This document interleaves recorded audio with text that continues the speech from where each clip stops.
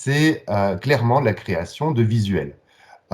Précédemment, c'était clairement Publisher qui était l'outil chez Microsoft et qui est toujours, pour créer des affiches, etc. Mais finalement, quand on ne connaît pas Publisher, et c'est mon cas, PowerPoint, c'est quand même l'outil qu'on connaît et qui va, par exemple, nous permettre de créer très facilement des affiches. Simplement, on va adapter notre format au format affiche qu'on souhaiterait pouvoir le faire. Pour ce faire, on va se rendre dans le menu conception et déjà modifier la taille des diapositives. Je souhaite par exemple créer une affiche au format A3. Je vais aller dans les tailles de diapositives, je vais la mettre en portrait, je vais choisir au niveau des dimensions le format A3 parce que je souhaite à terme pouvoir ainsi utiliser mon affiche en A3. Donc vous le voyez ici, je vais enlever les zones. J'ai ici mon affiche vierge sur laquelle je vais pouvoir travailler et aussi appliquer les différents outils qui existent au sein de PowerPoint, notamment par exemple, si je le souhaite, les thèmes, vous voyez ici, pour avoir déjà une base pour pouvoir préparer mon affiche. Et donc, automatiquement, je vais pouvoir disposer, vous le voyez ici, de différents thèmes. Certains s'y prétendent mieux que d'autres à la création d'une affiche. Je vais prendre celui-ci, par exemple, et en modifier les couleurs en passant dans les variants. Je vais partir ici, hop, sur du orange-rouge. Et puis, simplement, qu'est-ce qui me restera à faire? C'est ajouter mes différents éléments pour pouvoir créer une affiche ou un visuel en utilisant, par exemple, les outils Smart Art qui, visuellement, seront très intéressants pour pouvoir, ici, créer une affiche. Hop, je voudrais créer une affiche sur les abeilles, par exemple. Là, hop, on va mettre différents éléments ici.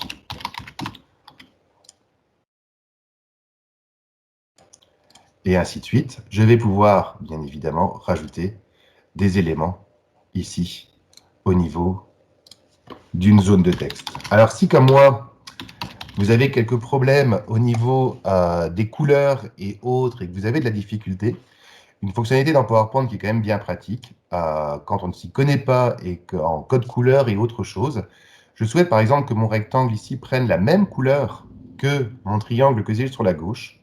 Quand je vais sur le bouton remplissage, je peux descendre et aller chercher ici la pipette. Je clique, hop, et il me donne du coup la même couleur. Je peux choisir que mon contour soit de la même couleur. Vous voyez, il a reconnu la couleur utilisée ou sans contour, ce qui va me permettre évidemment de pouvoir superposer facilement les deux sans qu'on ait l'impression qu'il s'agisse de deux formes ici directement. Je vais pouvoir aussi utiliser toutes les fonctionnalités WordArt, par exemple que j'ai à ma disposition ici, pour pouvoir créer facilement, voilà, ici, une affiche. Je souhaiterais, par exemple, hop, bouger ici, et ajouter enfin une image en ligne d'une abeille. Je vais pouvoir, ici, facilement, ajouter et réaliser mon affiche qui se trouve ici, la déplacer et la réduire, le cas échéant. Je souhaiterais d'ailleurs que le texte ici, hop, n'apparaisse pas, je peux bien évidemment le supprimer. Je vais pouvoir aussi adoucir et modifier mes contours de mon image en utilisant les éléments qui sont ici. Et par exemple, voilà, j'ai terminé, on va dire, mon affiche ici sur l'abeille. Comme il s'agit d'une affiche, je vais devoir réfléchir aussi au format si je souhaite pouvoir l'imprimer.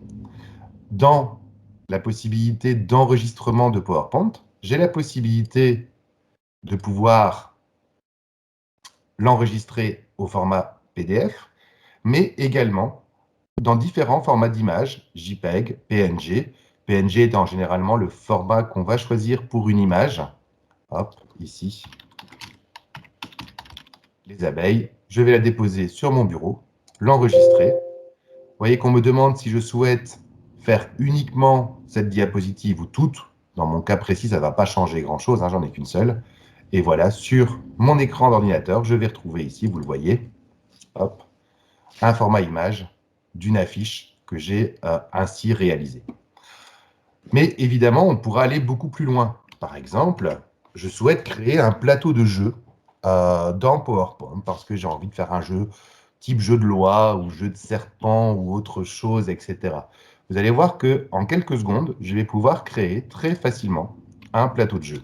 Hop, je vais repartir ici d'une page blanche. Je vais définir que, voilà, ce seront des petits carrés qui seront mes pièces de jeu. Je vais cliquer sur le rectangle. Alors, petit truc, si vous ne le connaissez pas encore, quand vous tenez la touche majuscule appuyée, cela vous force à faire des polygones réguliers. Et donc, dans mon cas ici, je souhaite avoir un carré. Hop, je le lâche ici. S'agissant d'un plateau de jeu, il me le faut, ce carré, en de nombreux exemplaires. Je vais faire CTRL-C et CTRL-V pour voilà, avoir ici plusieurs petits carrés. Et je pourrais m'amuser à venir essayer de le mettre côte à côte, etc. Ça nous prendrait beaucoup de temps. Je vais simplement aller glisser mon carré à l'autre bout. Je vais sélectionner tous mes carrés et je vais aller ici, dans le menu Aligner. Qu'est-ce que je souhaite? Je souhaite qu'ils soient tous alignés en haut, sur la même ligne, et je souhaite également qu'ils soient distribués de manière équitable, horizontalement. Je clique. Et voilà, ici, mes petits carrés qui sont prêts. Je vais, en faisant un clic droit et en gardant mon clic droit appuyé, descendre et hop, faire une deuxième ligne, une troisième ligne, et ainsi de suite. Vous l'aurez compris par rapport à ça.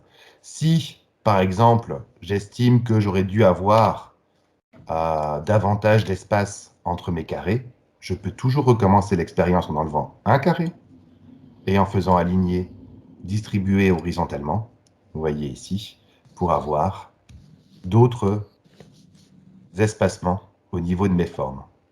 Je souhaite changer les couleurs, pas de problème, hein. Je vais cliquer sur la deuxième case, je vais tenir cette fois-ci la touche, à nouveau la touche majuscule appuyée, et je vais aller, hop, sélectionner d'autres cases, n'importe où, en modifier la couleur. Je recommence ici mon expérience, hop, et une dernière fois, mettre, voilà par exemple ici, un peu de jaune. Bon, maintenant, ça reste quand même relativement austère. Je vais pouvoir aller, hop, ajouter des petites icônes, parce que justement, voilà, quand ils arriveront sur telle ou telle case, ils devront, hop, lire une question. Je vais pouvoir ajouter facilement une icône pour dire que lorsqu'ils arrivent sur telle ou telle case, ils devront, hop, dessiner par exemple, et ainsi de suite. J'aimerais bien faire le jeu un peu des serpents avec les échelles, etc. Pas de problème aussi, hein, je vais pouvoir aller insérer. Si j'ai dans mes icônes une échelle, heureusement ici, là, ou un serpent ici, et pouvoir aller mettre que, hop, voilà, quand il passe d'une case à l'autre, ici, vous allez avoir le petit serpent qui va apparaître. Je vais pouvoir, bien évidemment, modifier ici facilement en sélectionnant le tout, l'emplacement de mes cases, et avoir ici, hop, mon jeu qui va être centré. Je vais faire un clic droit et je vais aller mettre en forme mon arrière-plan pour avoir un arrière-plan quand même un peu plus sympa que ici cette page blanche, en choisissant par exemple un motif de remplissage ou simplement ici, vous voyez, une image. Je vais pouvoir aller chercher une image sur mon ordinateur, sur des images stockées, mais également des images en ligne. Et donc, si je souhaite, hop, ici, oui, alors, plateau de jeu, ça va pas être le plus efficace, mais on va mettre un fond de nature, ici, hop, et je vais mettre ici, voilà, un fond de nature pour créer mon jeu. Il ne me reste plus qu'à lui ajouter, hop, ici, une petite bannière pour lui dire que j'ai ici mon jeu de loi, que je vais pouvoir imprimer à nouveau comme je l'ai fait pour la fiche précédemment, ou que je vais pouvoir éventuellement diffuser en ligne ou enregistrer à nouveau au format image. Il y a vraiment des outils très très puissants dans PowerPoint au niveau image, au niveau gestion de ces images, notamment avec cette pipette. Également la possibilité éventuellement de récupérer, si on veut travailler dans un autre logiciel, le code couleur de l'image. Vous voyez ce code hexagonal hein, qu'on retrouve dans beaucoup de programmes de traitement d'image, où je vais pouvoir évidemment le copier-coller pour pouvoir le faire. Alors, je souhaiterais ici ajouter ici une autre image. Je vais me rendre sur Internet. Hop, je vais taper ici... je souhaiterais mettre une oie ici. Voilà. Je prends mon image ici. Je vais venir la remettre dans mon jeu. Hop. Je la colle.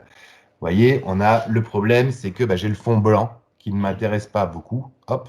Quand je double-clique sur l'image, il m'ouvre le menu format de l'image. Je vais pouvoir aller sur couleur, cliquer sur couleur transparente. Ici, alors malheureusement, un peu trop puissant ici, mais donc vous voyez, je vais avoir mon oie qui va être en tout cas détouré et ne garder que l'élément. Bien évidemment, tout dépendra du type d'image que vous avez utilisé au départ. Donc voilà, c'est un premier détournement de l'usage de PowerPoint, mais qui peut s'avérer vraiment, vraiment très efficace. Alors, deuxième détournement, je vous montre ici avec un nouveau PowerPoint, c'est d'utiliser en fait PowerPoint pour de la création de vidéos. Alors, il y a plusieurs outils qui existent. Le premier outil que vous avez à votre disposition se trouve dans le menu Insertion et c'est l'enregistrement d'écran, c'est-à-dire faire du screencast avec PowerPoint parce que vous souhaitez faire un tutoriel ou expliquer différentes choses. Vous cliquez sur enregistrement d'écran, vous allez choisir la zone de votre écran que vous souhaitez enregistrer. Voilà, ici la zone me convient. Je vais cliquer sur enregistrer pour lancer l'enregistrement. Voilà.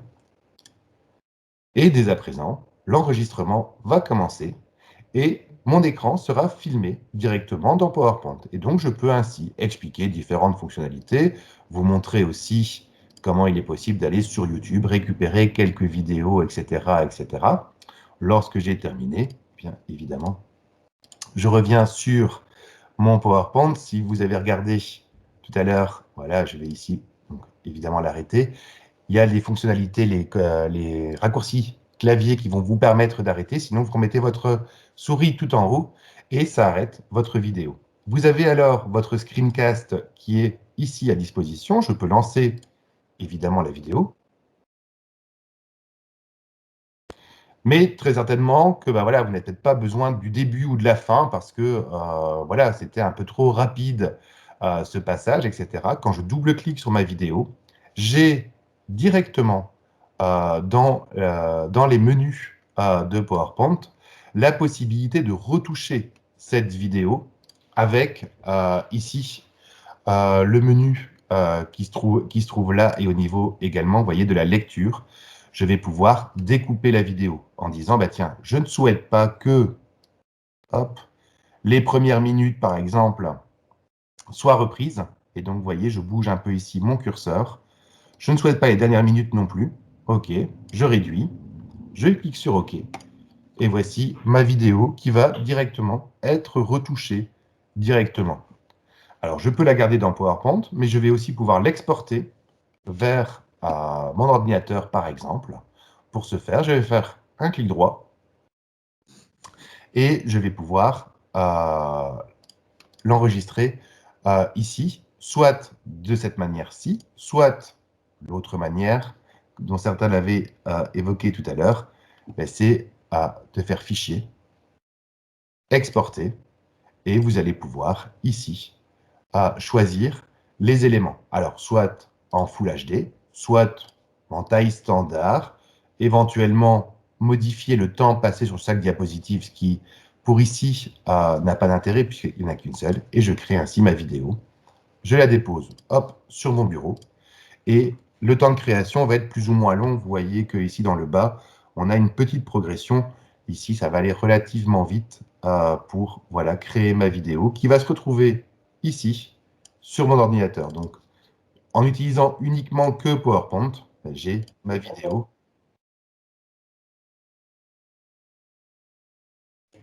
qui sera ici directement mise à disposition. Et je vois le message, oui, de Fabienne. En effet, Remove Bijé sera beaucoup plus efficace pour aller détourer une image que le petit outil que je vous ai montré ici. Oui, oui, Julie, Sébastien vous enverra dans les prochains jours le lien de la vidéo, de l'enregistrement de la réunion.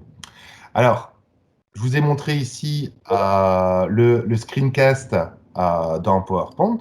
Il est également possible de créer de toutes pièces une vidéo, un peu type animation dans PowerPoint. Hop.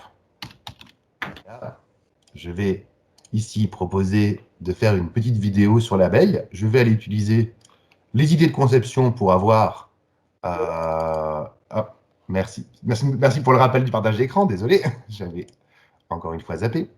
Voilà, donc j'ai juste ici voilà, proposé ici de saisir un titre. Hop, je change ici, voilà, ma présentation, peu importe ce que je vais mettre. Je vais faire une nouvelle diapositive et je vais aller insérer ici le modèle 3D d'une abeille. Donc, hop, je vais saisir abeille ici. Je vais mettre mon abeille ici. Voilà.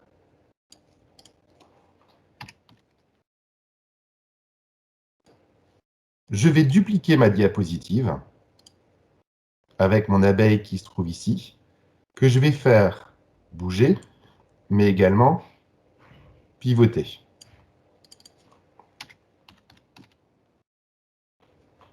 Je vais à nouveau la dupliquer. Je vais la faire s'avancer ici. Hop, je vais bouger un peu ma zone de texte.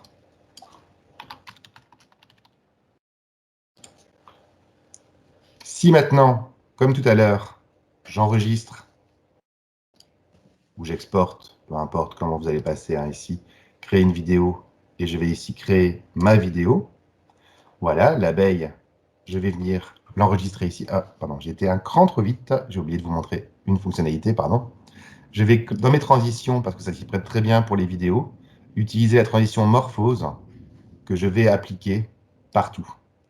Donc voilà, je vais refaire du coup ici l'export en vidéo, ici, sur mon ordinateur. Donc évidemment, plus vous allez mettre de d'IA, plus vous allez mettre de contenu, plus l'export sera long en vidéo. Mais donc ici, voilà, ma vidéo de l'abeille. Et donc si je lance, je vais avoir donc le début. Mais vous allez voir l'abeille qui, dans cette vidéo, au départ est en vue de face, mais qu'on va voir se déplacer, vous voyez, avec la vue de côté, et qu'on va voir se déplacer à nouveau. Voilà. Alors évidemment, ici, j'ai été très rapide en ne mettant que 3 d'IA, mais j'aurais pu nettement plus ajouter des petites choses et créer une vidéo de toute pièce, une petite vidéo d'animation éventuellement ici. Troisième outil de vidéo qui est dans PowerPoint. Je vais vous prendre ici, voilà, mon PowerPoint de tout à l'heure.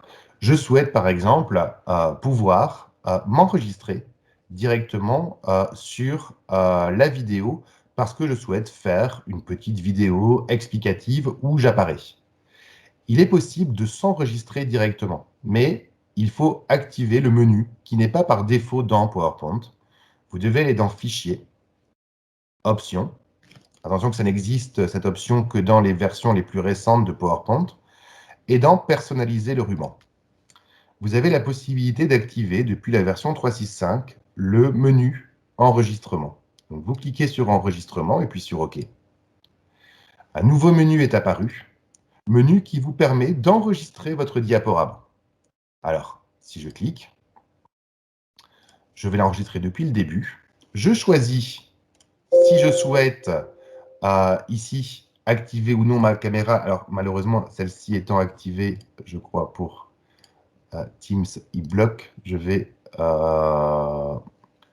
ici, voilà, la désactiver pour voir si ça fonctionne mieux. Voilà.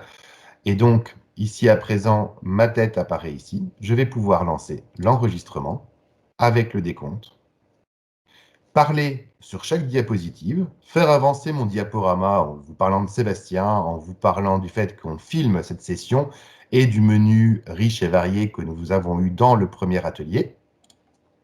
Je clique sur Fin, simplement. Lorsque je reviens dans PowerPoint, vous allez pouvoir voir que chaque vignette est venue se mettre ici et qu'il est possible de lire la vidéo. À nouveau, si j'exporte, je vais avoir ici toute ma vidéo qui sera possible de pouvoir envoyer en ligne. Éléments que je vais pouvoir, comme tout à l'heure, éventuellement découper, mais aussi ajouter, si vous voulez, des effets de fondu en sortie, etc.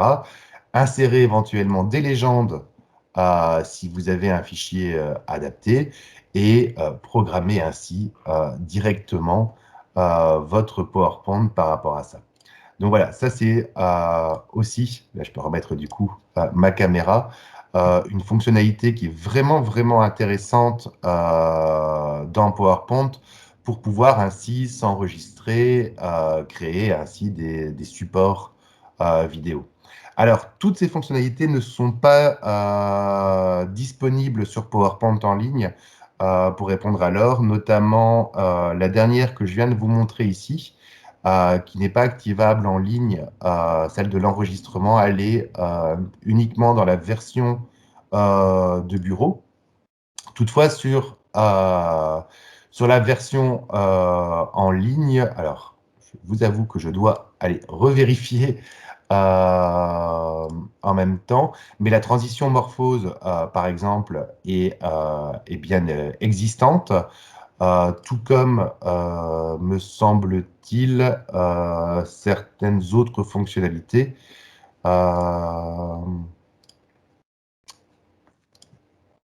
Mais pas celle de l'enregistrement d'écran, oui. Je vérifie en même temps que je vous parlais pour ne pas vous dire de bêtises, mais non. Là, on va retrouver la transition morphose, on va retrouver certains éléments dans la version en ligne, mais pas toutes, sachant que ce sont des choses qui évoluent. Donc, ce que je vous dis aujourd'hui ne sera peut-être plus valable demain et que ce sera peut-être bien justement disponible en ligne d'ici peu. Alors, autre possibilité de détournement un peu de PowerPoint, je vais vous repartager mon écran à nouveau. Je vous propose de rester dans le thème des abeilles, voilà, et je souhaite créer, par exemple, un livre numérique sur les abeilles. Et pour ce faire, je vais ici créer en fait un PowerPoint. Je vais créer une nouvelle diapositive. Alors, je vous avoue que par facilité, j'avais déjà prévu un peu de texte à ajouter directement. Vous montrer aussi peut-être un petit truc lorsque vous faites du copier-coller comme je viens de le faire, c'est que plutôt que faire le simple coller comme je l'ai fait ici, vous pouvez faire un clic droit et vous voyez qu'il y a différentes options de collage. Soit qui utilise le thème de destination, soit qui concerne la mise en forme, soit qui colle forme image, ou bien qui colle le texte pour qu'il s'adapte directement ici au type de texte. Voilà, hop, je souhaite rajouter ainsi du texte, voilà, et je vais rajouter comme ça quelques diapositives ici, avec du texte et du contenu. Jusqu'ici, je dirais qu'on est dans une construction tout à fait basique de ce qu'on pourrait avoir ici, ici dans PowerPoint. Mais lorsqu'on utilise des modèles, on peut avoir quelque chose de beaucoup plus efficient, beaucoup plus joli. Par exemple, pour la création ici d'un livre, c'est notamment le cas du modèle que je vais vous montrer ici. Hein. Moi, je l'utilise vraiment beaucoup. Il se trouve dans la rubrique éducation. C'est celui qui se nomme présentation pédagogique, parce que je trouve que pour créer un livre numérique, il s'y prête vraiment, vraiment très bien. Je vais garder uniquement ici, hop, je vais supprimer en fait des DIA qui ne m'intéressent pas. Hein. Hop, celle-ci ne m'intéresse pas, je vais garder, voilà, ici, simplement, voilà, quelques-unes ici, et je vais mettre, hop, mes DIA de tout à l'heure. Je vais couper et venir mettre ici, pour ne pas avoir bien sûr à le refaire directement ici. Vous allez me dire, bien gentil, mais ça ne ressemble pas beaucoup à une abeille. Pas grave, hop, je clique sur l'image, un petit clic droit, changer d'image à partir de source en ligne. Pourquoi passer par le changement d'image et pas juste par une insertion d'image? C'est pour que l'image colle bien par rapport à la taille de celle déjà ici identifiée. Hop, je viens ici avec mes abeilles, j'insère, et donc vous voyez qu'elle vient, hop, ici, se mettre plus ou moins dans la possibilité. Je vais juste devoir éventuellement agrandir si j'en ai besoin, éventuellement enlever ici. Même chose ici, hop, clic droit, changer d'image. À partir de source en ligne, j'ai envie de mettre cette fois-ci, hop, une fleur. Je clique, j'insère. Voilà. Alors parfois, vous aurez un petit travail à faire au niveau de l'image. Tout va dépendre de la taille de l'image que vous avez choisie. Hein. Une, peut-être, qui collera davantage.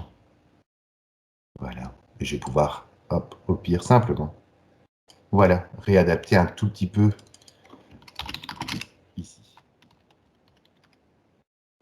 Ce que je vais pouvoir faire également, imaginons que je destine ce livre à des enfants plus jeunes, c'est ajouter un fichier audio. Et donc, pour ce faire, je vais dans Insertion, Audio, enregistrer l'audio.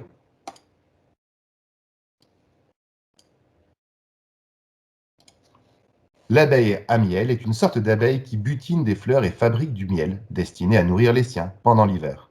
C'est l'abeille la plus connue. Aussi, la nomme-t-on très souvent juste abeille. Voilà. Et je vais avoir ainsi la possibilité de rajouter de l'audio dans mon livre. Je vais pouvoir, évidemment, changer le fond de ma diapositive, hein, comme on a pu le faire tout à l'heure, en choisissant, voilà, hop, dans le thème des différentes choses. Et je vais pouvoir ainsi très facilement créer un livre numérique pour sa diffusion, que je fasse une diffusion après en PDF ou via un partage, je vais pouvoir facilement ici rajouter des éléments et je vais surtout pouvoir l'enrichir de toutes les fonctionnalités qui existent dans PowerPoint, notamment si je souhaite évidemment ici rajouter au niveau 3D, comme on a pu le faire tout à l'heure, hop, l'abeille de tout à l'heure, et pouvoir ainsi créer vraiment un livre, un e-book numérique, interactif, avec pas mal de fonctionnalités que je vais pouvoir mettre ici à disposition des personnes qui vont lire ici mon e-book. Autre possibilité, petite astuce que vous connaissez peut-être, c'est lorsqu'on est dans PowerPoint, c'est la création d'un album photo. Vous êtes allé en vacances, vous avez besoin de diffuser un nombre incalculable de photos sur une borne via un PowerPoint. Dans le menu Insertion, vous avez la possibilité de pouvoir créer un album photo. c'est le menu qui se trouve ici. Donc, vous cliquez sur « Nouvel album photo ». Vous allez aller chercher sur votre ordinateur un dossier avec des images. Alors, encore faut-il que j'en ai un à vous proposer. Voilà,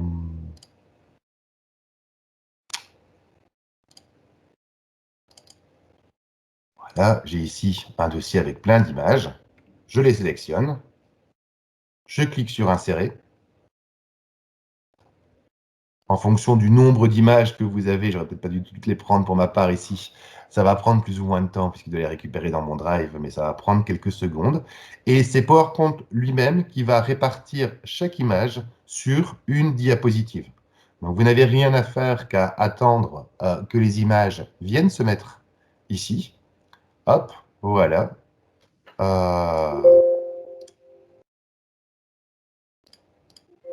Décidément.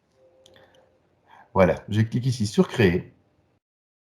Et voici mon album photo, prêt à l'emploi. Vous voyez qu'on me propose aussi, hop, voilà, une mise en page.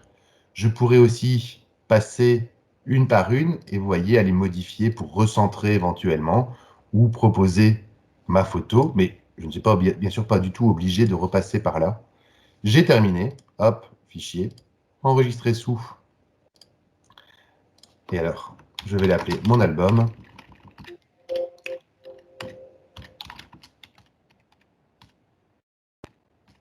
Je vais choisir du PDF, par exemple, ou ça pourrait être du format image. Et je vais cliquer sur enregistrer. Et voilà, j'ai mon fichier qui est PDF, qui est prêt à l'emploi, avec toutes les photos, vous voyez, qui sont venues se mettre ici. Tout ça font partie, en fait, des possibilités qu'on va pouvoir, finalement, faire d'utiliser PowerPoint un peu différemment de ce pourquoi il est créé. Dans les modèles, vous allez voir que quand vous allez dans Nouveau, et que vous allez parfois, par exemple, aller dans Infographie, là aussi, vous allez trouver des modèles de PowerPoint vraiment très intéressants. Par exemple, ici, si vous souhaitez faire une affiche avec un arbre généalogique. Hop, directement ici. Voilà, il vous suffit de modifier le nom.